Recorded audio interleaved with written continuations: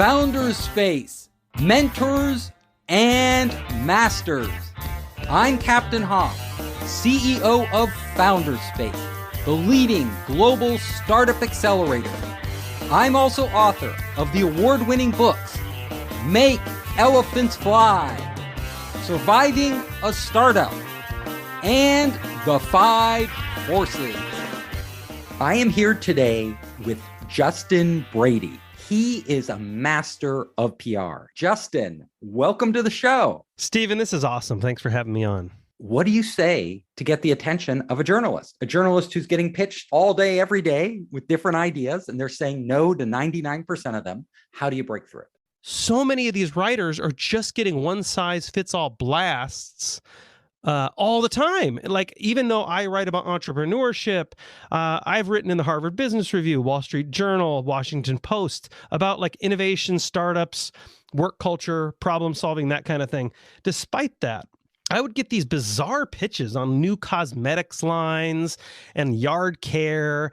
If I just happened to say or write something in a piece somewhere about like yard care that was totally off topic, I would get all these yard care pitches because people were not listening to me. PR people and tech founders had absolutely no idea what I wrote about. They didn't look into me. They didn't actually go out there and dig and flip over the cards in journalism land. So you need to match the stories in your organization with the appropriate entity, writer, and publication out there. That makes sense. So let's say you do that. How do you get through to that journalist? Yeah, that's a really good question. If you're a founder and you raised some amount of money, you're probably getting pitched by sales guys and sales ladies all the time. It does help to kind of look at those patterns and understand that a journalist is probably getting pitched way more often than you are. So you need to like you asked, you need to find a way to break out. I call this the fart method. This is the way I do it. I love it. I call it the fart method because no one ever forgets it. I was like, I have got to figure out a way to communicate these principles in a way that's almost, in wording alone, slightly offensive, so no one forgets it. So the fart method stands for fresh, accessible, relevant, and timely. And so I'll briefly expand on them because it's, a lot, but the F is for fresh, and that means the story has to be truly unique, has to be truly different.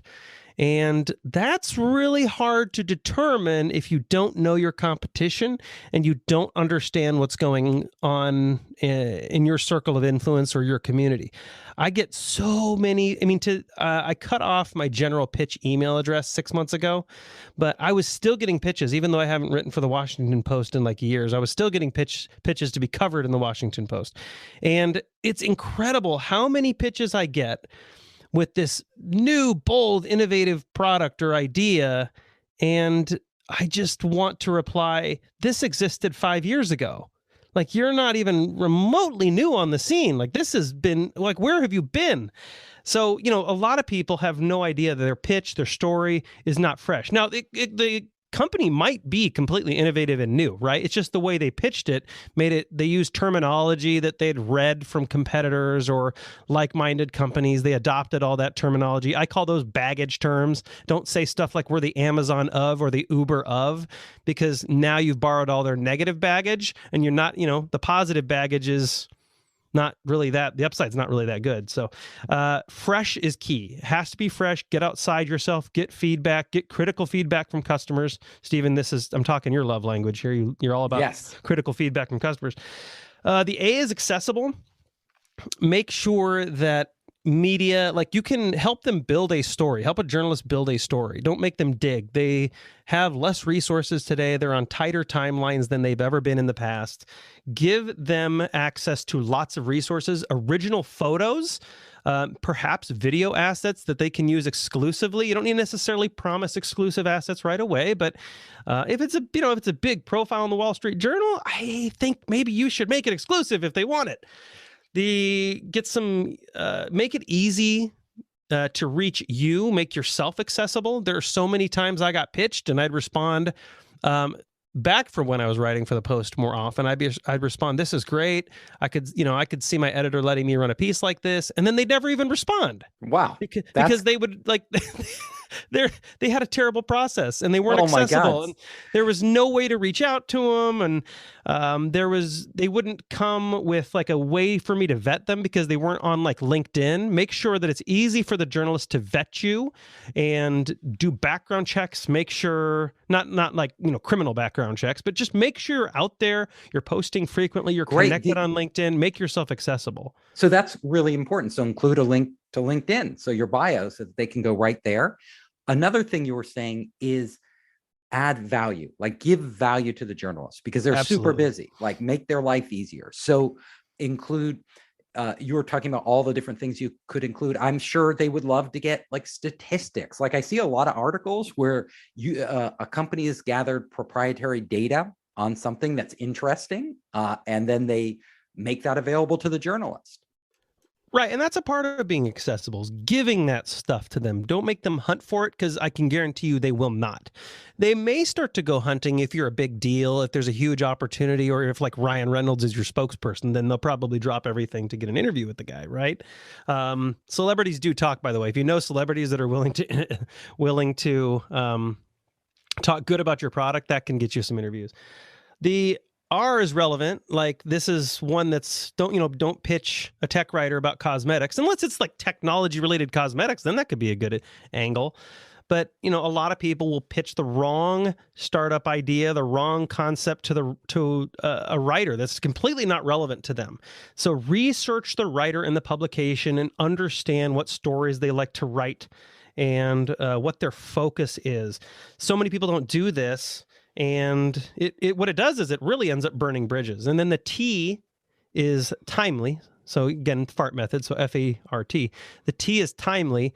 To use a really basic example, if you're pitching like a new charcoal grill you made, a new charcoal grill thing in fall as we're heading to winter, and you're pitching it to like Better Homes and Gardens, that's not very timely unless they're getting ready to run stories for their spring and summer editions. But you have to hit things at the right time. Designed snow grill Exactly. that you can use in bad weather. But that's exactly right. In that case, it is timely. So yeah, the FART method: fresh, accessible, relevant, timely. If your pitch does not hit all four, there is a good chance it's not going to be read, opened, or replied to at all. That is good advice for entrepreneurs. Now, getting PR also, how do you come up with that great angle? Like, how do you know, like all our businesses, we tend to speak to people in our market. Like, even if we're talking to our customers, we're talking to people who might be buying technology or, using our service. We're using a lot of slang that is internal to our group, but doesn't necessarily translate to the general public. So how can you break out of that and craft or position what you're doing as interesting to a wider audience? Yeah, understand and that's, audience is big, right? It's so weird. And again, I do this too, right? I did this a lot, but it's so crazy when you pitch your product or your startup baby, you completely forget about audience, which sounds bizarre, but I've done it too. So focus on the audience that you're pitching to.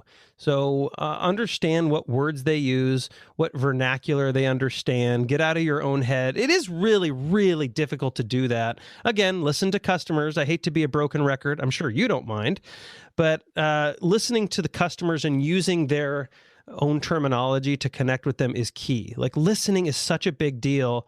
I wrote about this back in like 2012, 2013, I think, in the Wall Street Journal about, and this was in the framework of like creative companies and what separates like a very innovative and creative and edgy company from a stagnant one. And it's company cultures that listen, empathize, and trust. If they are good at those three things, I would love anybody to challenge me on that, because I have been challenged so many times on it, and so far it's ironclad. But that is the way to inspire creativity. It's also the way to get outside your own thinking and connect with others.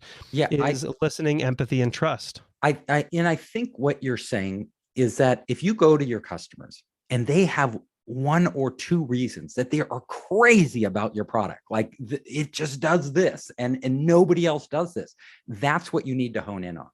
Yeah, because that's what's going to resonate with other potential customers who are the audience out there who have the same problem. Yeah.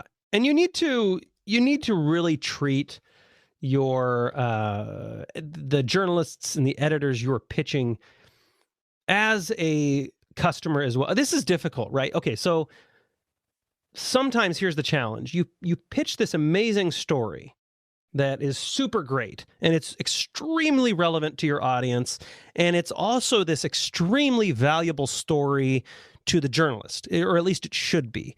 And you pitch this and you think this is a sure thing. There is no way they are not going to run this. And you're a PR person, you're a comms person, or even your CEO. You've checked all the right boxes, right? You've done the whole correct strategy. You've been great at listening, empathy, trust, fart method, perfect pitch email. The story matches, the timing's perfect. You can pitch it and then hear nothing back. And you're like, what the heck? We did all these things right. And so here's the problem. Sometimes politics, I'm not talking about like right or left, Republican, Democrat politics. I'm talking about politics, or even sponsors, sadly to say, can prevent a story from moving forward. There was a story I was writing for a publication, and I'll just say it was the Washington Post. And my editor, Matt McFarland, who is amazing, he has taught me amazing amounts of information, made me a way better writer. He put up with a lot because I'm a crazy person, and he really hammered me into a much better writer. And I wanted to write a story on Google, why Google Glass would fail. And I was so convinced that I had such a great piece. He kept coming back and saying, like, you need to prove this better. You need to cite this better. And finally, he just said, you know what? We're not going to run this. I just think you're way off. And, we're not going to run it. I think you're wrong on this. And I've just made a decision. And that's fine. Editors do that all the time. They have to come to a point where they have to make a decision. And, it turned out I was right. Now, that doesn't mean the piece was right? Maybe it was a trashy piece. But the point in saying this is you can submit what you think is a great piece. You checked all the boxes correctly. But at the end of the day, a writer is victim to their editor. Like, the editor is still going to make that final call. And so even if your story is it's a great story, it's perfect for the publication, it's perfect for the writer. Objectively, there is a group of 10 independent judges that cannot be swayed, and they all agree. You can still fail because an editor said no, or someone just had a personal bias against it. I can see why that editor said no, because if Google Glass succeeded, the Washington Post would look bad. So Correct. it was a risky piece to write. Sure. Because there was no way for him to know for sure whether it would fail or not, or even you. But you had a hunch, and your hunch was right, but you can't know for certain. And Google's a big company, and they didn't want to be trashing Google for no reason. So I totally get it. Yeah, no, absolutely. And that, what you said, is another, and this is because I used to be, obviously I've written for a bunch of publications. I used to have a live radio show on iHeart. I had 7 presidential candidates in studio before the most recent election. And one of the interesting things that happened throughout this professional publication and writing and radio career is I did see, and I'm not going to name names or say what publications and what mediums, but I have seen editorial decisions be shaped by sponsor dollars. And I'm not going to say where I witnessed this because I want to protect people, but that is a factor. If you are going to, go ahead. You can't ever separate the money from the decision making. It's like in the back of the editor's mind, even if they don't make it a policy, an official policy, in the back of their mind, we're getting paid by this sponsor. We don't want to piss them off. That's exactly right. They're literally allowing me to bring home my paycheck.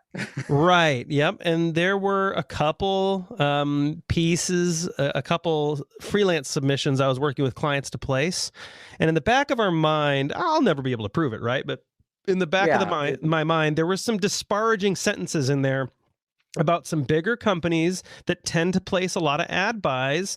And the close editor contacts and friends of mine just kind of gave me these very vague reasons why they didn't want to run it. And I was like, I think they're not allowed to tell money. you that it's because of the sponsors, because they're Right. not supposed to do that. Right. And so there are examples where you can be polarizing and go after someone, and a paper or a news network will run it because they want to start a fight and they know that's going to get them ratings, right? So polarization is a great thing. It, respectfully done, polarization is a super great thing, but just be prepared that sometimes people, especially now, because newspapers and news networks are really struggling financially. So if they have to choose between running your amazing piece and keeping a sponsor, that's going to be a decision that's going to be floating around in the back of their head. So it does jeopardize journalistic integrity, sadly. But yes. That's the world we live in. We have to recognize it as a reality. Now, a big part of getting PR is telling a great story, like a super compelling story. What is your advice for how to craft a great story? Yeah, you have to dig really, really deep. Every time I work with a new client, it's the same exact answer, which is we don't have any great stories. And this isn't a negative, our company sucks kind of thing, right? Like all the companies I work with believe in their company. They just don't they usually have this, our product is cool. And that's pretty much the end of it. Like that's their story. And I'm like, that's just not enough. And I'll give you an example. There was one client that I was working with that is in high-tech manufacturing. And they were kind of in this boat. What we do is super cool. And their marketing guy, they've been a client forever. And their marketing guy is like one of the more objective people I know. And so he's like, we have our technology's cool. But we have no cool stories. So don't even bother. And I was like, I think you do have some cool stories. So we went digging and we found out that there was one woman in their engineering department, in their tool and die department. And the HR leader just finally said once, we have this lady in our tool and die department. And then she just, that was it. And I'm like, so what? Where's the rest of the story? She's like, that's the story. I'm like, the story is there's a woman working in your tool and die department. She's like, yeah, that's very unusual. I was like, oh, I had no idea it was unusual. So we started doing some research, and it turns out it's really unusual. It's extremely rare. So I ended up pitching this at the Chicago Tribune, and this is a great story and a sad story at the same time.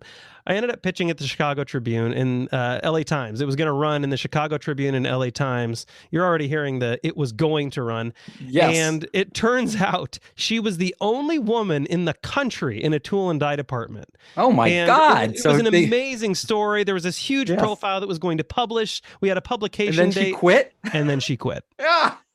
She went to another company who just paid her a crazy amount of money to get her over there because she was this amazing employee. And so, they should have said, please don't quit until the story runs. I know. We'll give you a bonus. I know, that's what I wanted, but I didn't get my way on that. But the point to that story is that a story that doesn't even sound like a story turns out to be quite a story. So unless you're listening to your employees intently, and I'm not saying listening like hearing the words. I'm saying listening and reading between the lines, you're going to miss all of them. Yeah. So should you, let's say you're the CEO of a startup, should you go to all your employees and say, give me stories about our company? Sure. I mean, that doesn't hurt, right? But right, because there may be a lot of stories that you just don't know. And they have really, they're seeing things that you don't see. That, your salesperson is talking to a customer where the product ended up saving their life or some other, dramatic thing that you never knew about because it never filtered up to you.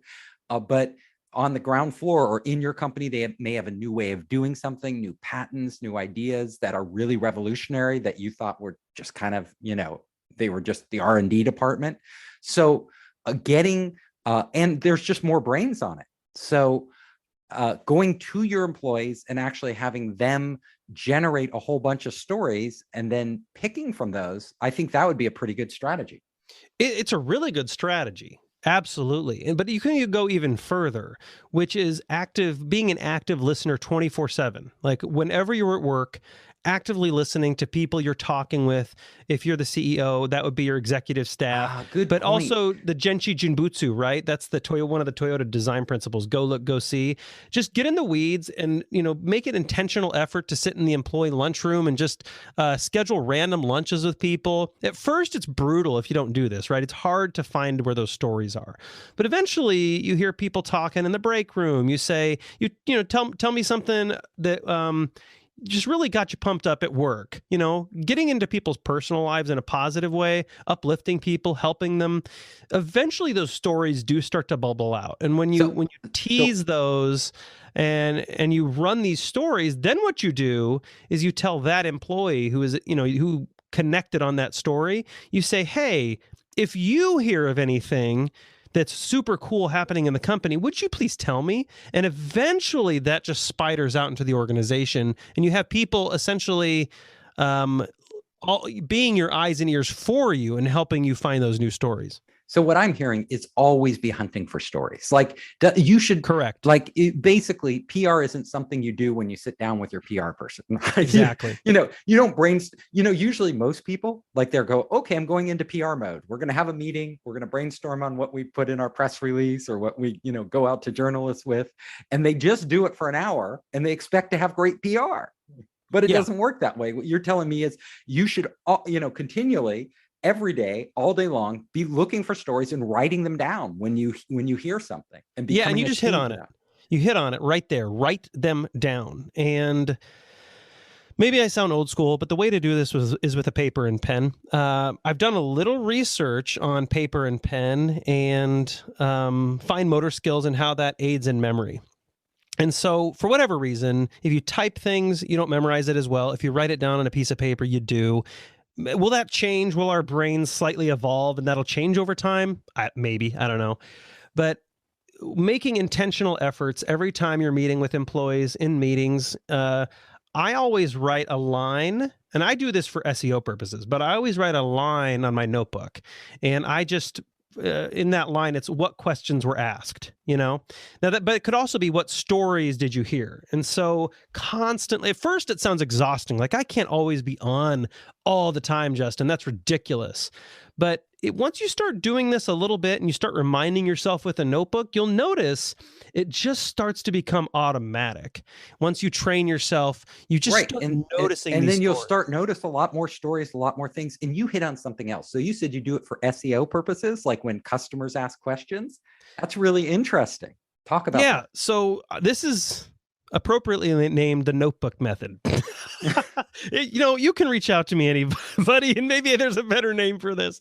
But one of my customers is they make some, it's the same, it's actually the same customer.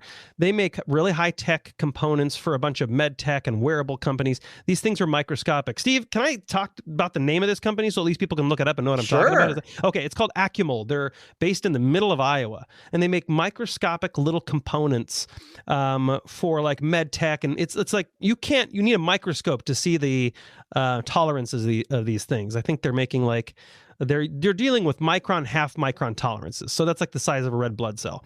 So one of the challenges in their industry is that they are working with companies and engineers who are making next gen technology, and they do not talk about it, right? Because that's their little black box. That's their special secret sauce. And so by nature, these sales guys at Accumold cannot target new customers. They don't know how would you know what new product is about ready to come out? So the only way they can get ahead of these engineers that are making design decisions right now is through SEO and through trying to anticipate what are the search terms they're going to be searching. Like, what is micromolding? They figured out a lot of engineers are searching what is micromolding not because they didn't know what it was, but because they wanted a baseline understanding of design specifications and that kind of thing. So we applied some basic listening strategies. And the strategy that they always do, or that they are always working for, is whenever they're listening to an engineer, whenever they're listening to a new customer or a current customer, they're actively trying to write down natural occurring questions. Like, I mean, right, because that's what people, how they ask it when they're talking to you is how they type it into Google. Correct. So, yeah. And you're basically, you can get as close to that as possible. You're going to be on the first page. Right. Yeah, that's exactly right. And that's what they are. They're on the first page for almost every query in their simply by having blog entries, I would imagine, that answer these questions. You got it. That's exactly what they do. So and they basically write. It's basically constant while you're searching for stories.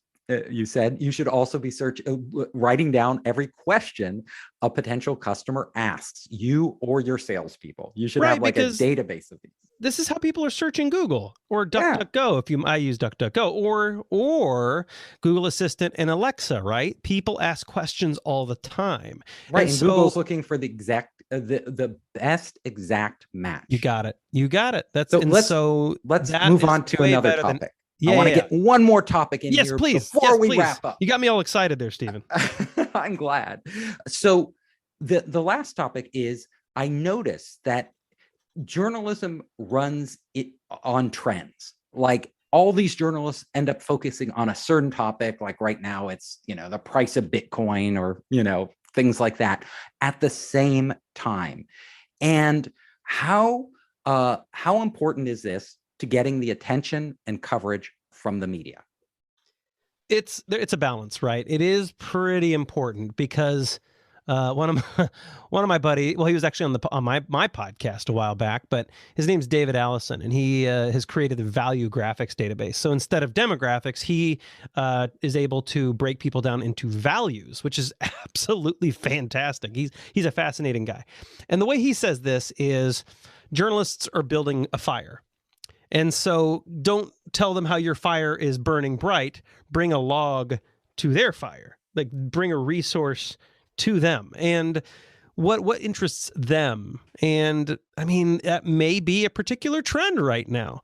And so as much as you may believe your story stands on its own, and that may be true, so I've had a lot of success jumping on a certain trend and injecting my client into that trend. And I'll give you an example. There was one time I was listening to, I had identified, and this is the first key, identify your sources, right? Or identify your targets. I was listening to Bloomberg Markets AM, and Pim Fox said something about the skilled trades gap. And one of my clients has a manufacturing side that they have this skilled trades program. And so Pim Fox said something like, and blah, blah, blah, the skilled trades gap, blah, blah, blah. As you all know, no one solved that yet. And so I reached out within 5 minutes of hearing that and sent him an email, say, my client solved that. Here's how they did it. That was it. It was a very short pitch. And 10 minutes later, he responded, let's have him on. And so within like a month, my client went to Manhattan and Bloomberg World Headquarters and did a 5-minute interview. And because so much time had elapsed between the original pitch and the actual interview, that whole time I was also providing them more information about the company and other things they were doing. So by the time they did the interview, it was about a 4-minute, what turned into basically a 4-minute ad for this company, because they kept asking about how cool the company was and the technology. And then at the end, I think in the last 45 seconds, they talked about the skilled trades. So getting their attention is the key, because once you get in a dialogue with the journalists, then they find out everything else about your baby that they didn't know before and they didn't care about before, but because you've already got their interest, suddenly you can expand the story. Yeah. And 5 minutes, this is just kind of the thing I always tell clients, is 5 minutes, it means you've lost. So when you hear something that your CEO, your CFO, your marketing person, one of your engineers, whenever you hear anything out there in media land that you can comment on from an educated standpoint and provide value, reach out to that journalist now. Do not wait. Email it immediately. Tell them you have value for them and make it easy for them to reach out to you and get you scheduled. Like do it immediately. So again, yours is like 24/7 PR, right? Like, yes, so correct. You're always gathering stories, always gathering questions. You're always, whenever you're reading articles, you're looking for a chance to insert yourself into what they're writing about, what they're talking about right now. Yeah, you're always looking for that opportunity. How could I bring a resource and make this even better? How can I make this journalist job even easier? If only they would highlight our story, they're going to get so much value out of this. And at the end of the day, right, what the journalist cares about, what the editors care about, what the producers care about is this article going to get us a lot of clicks? So you don't have to come out and say, we're going to get you a lot of clicks. But if you imply it throughout your piece, or maybe even imply that, this would be great.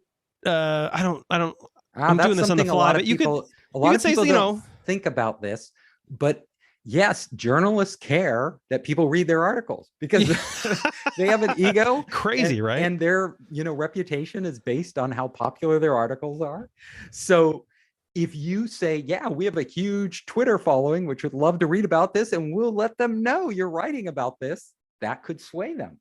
Yeah, and find ways to imply it, but don't state it right out, right? Like, because if you would say that, like, okay, so if I was writing something and someone would be like, if you wrote this, we'll send it to our email list that has 250,000 people.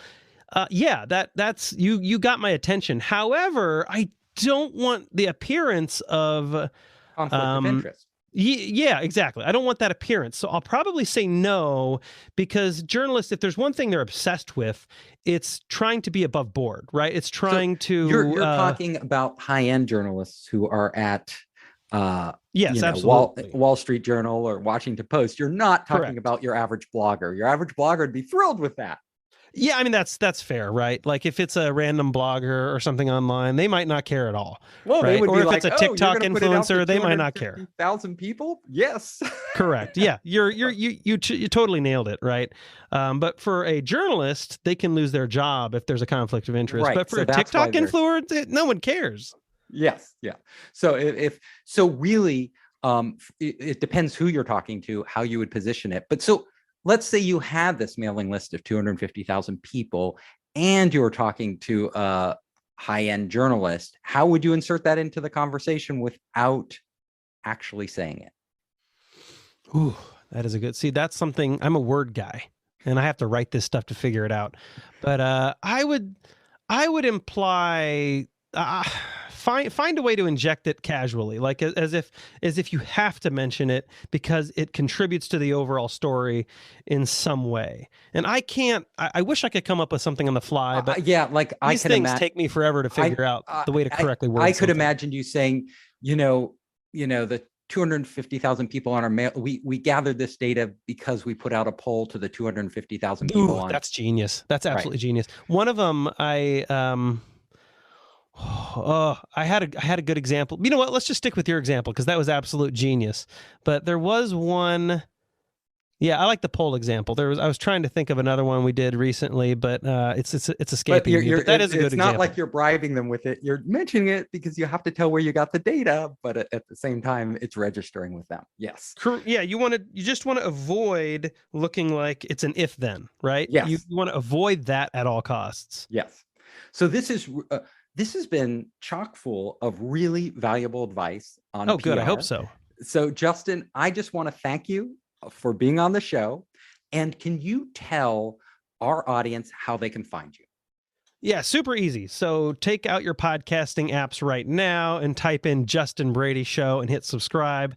Also, you can Google me, Justin Brady, I'll come up. But the URL is JustinKBrady.com. There's an easy contact button in the menu at the bottom, and it buzzes my phone directly if you ask me questions. So I will respond very quickly, and feel free to ask any questions. I love answering questions. I love this kind of thing. So thanks for having me, Stephen. It was a lot of fun.